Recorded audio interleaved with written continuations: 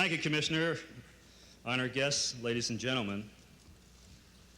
You don't know what it is, a great honor for me to be up here today with all these great people in baseball, but two in particular. Growing up as a youngster in Baltimore and wanting to be a lot like them or as close as I possibly could was more or less my inspiration in going on in baseball. Of course, the great number 9, Ted Williams, and Stan Musial, number 6. My heroes when I was growing up and hoping to become a Major League Baseball player. You know, ever since my election last January, I've been tossing around in my mind exactly what it means to be inducted into baseball's Hall of Fame. Of course, there's the obvious answers. Whether or not I truly deserve the honor, my name always will be linked with those of the greatest hitters, pitchers, fielders, managers, coaches baseball has ever enjoyed. That's an almost indescribable thrill and honor. But there's more to it than that. And what it boils down to is the interest, confidence, patience, care, loyalty, love of many persons. People who took time to share their qualities with me to help me reach this greatest of honors which all players dream of. I don't want to bore you with a lot of long lists of acknowledgments of many persons you might not even know. But if you bear with me for a few moments, you'll see that without these people, there would be no way I'd be standing here today. First, my lovely wife, Louise. Unless you're in baseball, it's very difficult to understand and appreciate the role a wife plays for a player. For all the time I was on the road and all the evenings in Detroit when I was playing a game, she was at home playing mom and pop to our 2 sons. For all the support when I was fighting a slump and all the encouragement when I was fortunate enough to be in the street. Thanks, Louise.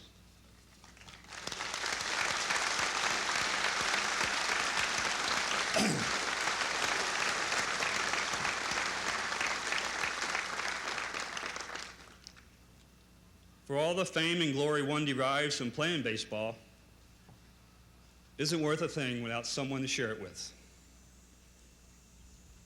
It must not be easy growing up and going to school while the old man is fighting a batting slump which might hurt the pennant of the home team. But they were always there with words of encouragement, the pride of my life, my sons, Mark and Mike.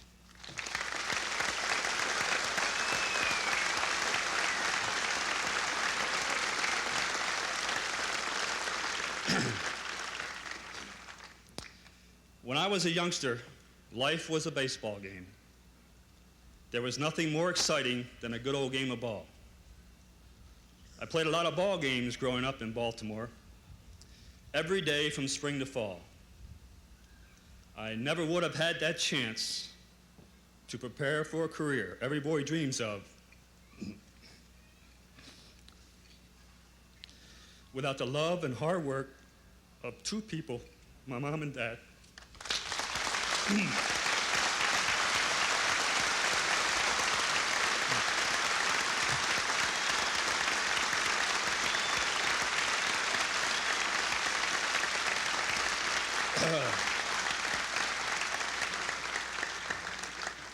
The business side of baseball has changed over the years, but I was so fortunate to play my entire career for a man, almost play my entire career for a man whose high moral convictions never have changed. They reflected what baseball truly is all about. As owner of the Detroit Tigers, baseball and I owe you an awful lot. Thank you, Mr. Fetzer.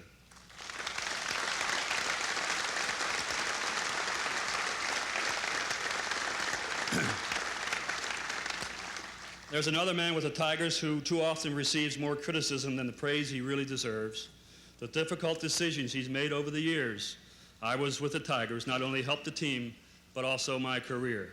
The president and general manager of the Tigers thanks Jim Campbell.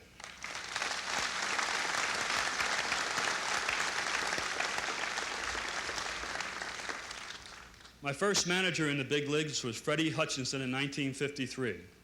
Ralph Houck was my last in 1974. There were 12 others in between.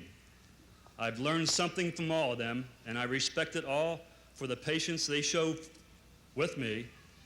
Managing is not the easiest job in baseball. Managing is the easiest job in baseball to second guess, and the hardest for which to gain respect. Thank you, men.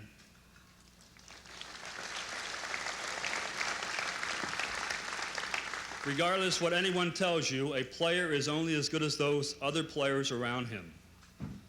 I can't tell you how lucky I've been to have played with some of the fellows I did. Maybe we didn't win a lot of pennants, but the Tigers were always there. Without naming all of those who helped shape my career, please accept a hearty thanks, guys.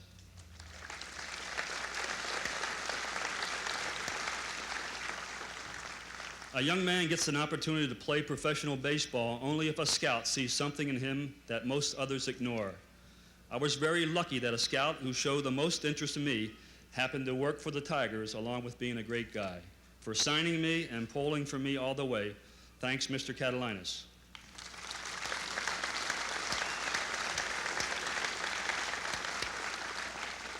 For Mr. Kaline to see me, I needed a chance to play.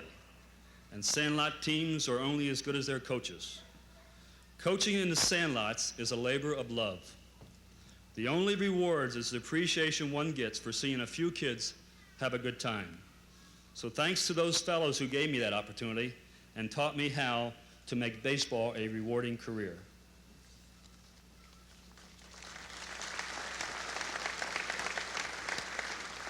Often a player is too eager to accept praise and too reluctant to accept criticism voiced daily in newspaper, radio, and TV. But without such public exposure, baseball wouldn't be the game it is today. To the writers who voted me into the Hall of Fame and all the members of the media who display a special feeling towards baseball, thank you very much.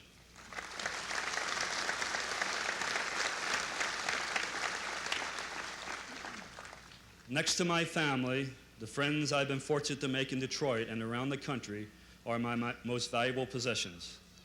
They are too numerous to mention all, but you all know who I mean. For all your kindness, thank you very much.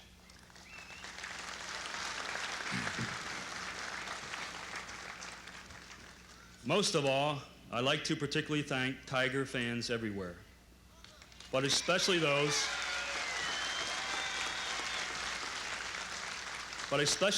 who supported me my entire career in Detroit.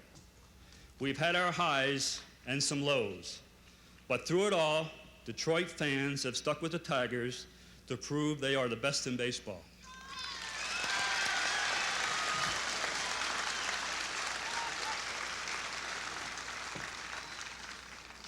I was fortunate enough to spend my entire 22 years in a Tiger uniform. I wouldn't have wanted it any other way. Your support helped me to reach whichever accomplishments I was able to achieve.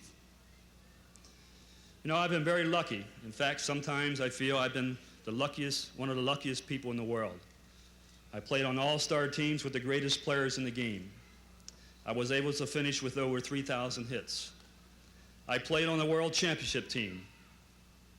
But most of all, for 22 years, I was able to make my living playing a game that has been my whole life. Being inducted into baseball's Hall of Fame is an accumulation of numerous successes and thrills for which I am indebted to a countless number of people.